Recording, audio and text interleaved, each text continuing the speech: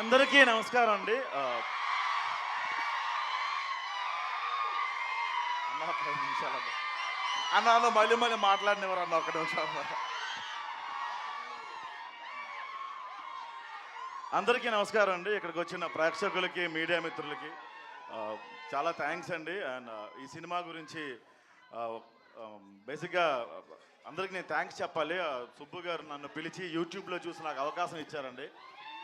Committee గుర్రాలతో పాటు ప్యారలల్గా ఈ సినిమా స్టార్ట్ అయింది. అందరూ కమిటీ గుర్రాల తర్వాత ఇచ్చారని చాలామంది అనుకున్నారు, బట్ ప్యారలల్గానే స్టార్ట్ అయిందండి ఈ సినిమా.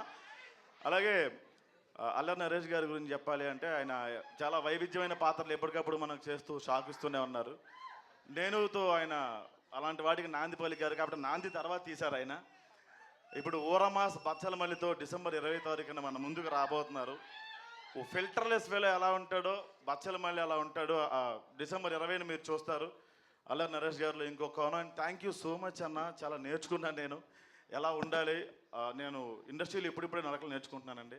నాకన్నా ముందు గుడ్ ఉంది, బ్యాడ్ కూడా ఉంది. నాకన్నా ముందు నా మాట వెళ్ళిపోతుంది కాబట్టి ఇప్పుడిప్పుడే నేర్చుకుంటున్నాను నడకలు నేను. So thank you so much అండి. మీడియా వాళ్ళు చాలా సపోర్ట్ చేస్తున్నారు మా అందరికీ.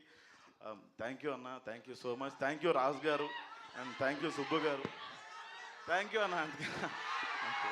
Thank you and Raju.